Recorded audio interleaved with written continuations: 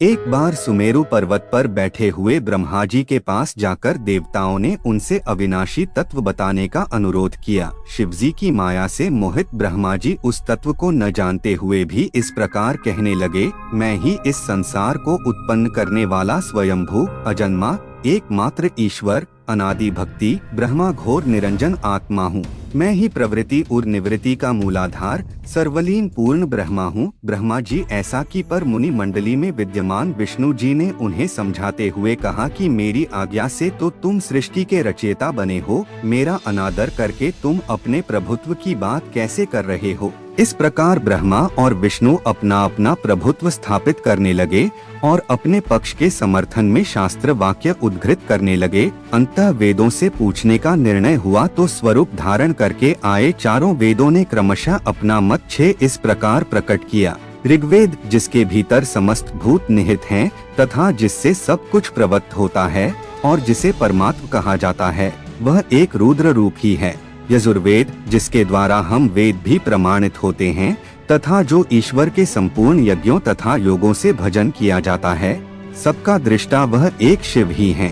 सामवेद, जो समस्त संसारी जनों को भरमाता है, जिसे योगी जन ढूंढते हैं और जिसकी भांति से सारा संसार प्रकाशित होता है, वे एक त्र्यंबक शिवजी ही हैं। अथर्ववेद, जिसकी भक्ति से साक्षात्कार होता है और जो सब या सुख दुख अतीत अनादि ब्रह्म हैं, वे केवल एक शंकर जी ही हैं। विष्णु ने वेदों के इस कथन को प्रताप बताते हुए नित्य शिवा से रमण करने वाले दिगंबर पीतवर्ण धूली धूसरित प्रेम नाथ कुवेटाधारी सर्वाविष्टित वृपन वाही निहसंग शिवजी को पर ब्रह्म मानने से इनकार कर दिया। ब्रह्मा विष्णु विवाद को सुनकर ओंकार ने शिवजी की ज्योति नित्य और सनातन पर ब्रह्म बताया, परंतु फिर भी शिव माया से मोहित ब्रह्मा विष्णु की बुद्धि नहीं बदली। उस समय उन दोनों के मध्य आदि अंत रहित एक ऐसी विशाल ज्योति प्रकट हुई कि उससे ब्रह्मा का पंचम सिर जलने लगा। इतने में त्रिशूलधारी नीलोहित शिव वहां प्रकट हुए तो अज्ञानतावश ब्रह्मा उन्हें अपना पुत्र समझकर अपनी शरण में आने को कहने लगे।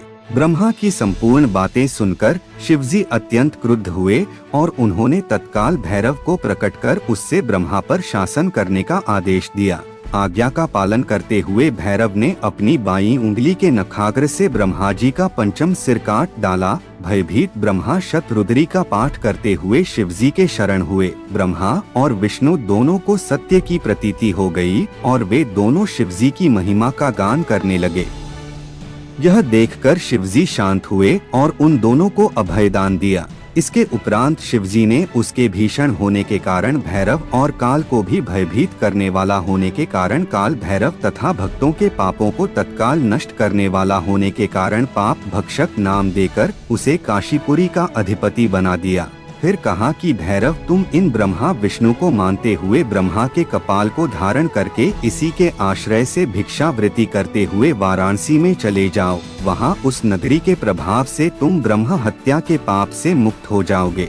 शिवजी की आज्ञा से भैरव जी हाथ में कपाल लेकर ज्यों ही काशी की ओर चले, ब्रह्म हत्या उनके पीछे पीछे हो चली। विष्णु जी ने उनकी स्तुति करते हुए उनसे अपने को उनकी माया से मोहित न होने का वरदान मांगा। विष्णु जी ने ब्रह्म हत्या के भैरव जी के पीछा करने की माया पूछना चाही तो ब्रह्म हत्या ने बताया कि वह तो अपने आप को पवित्र और मुक्त होने के लिए भैरव का अनुसरण कर रही है।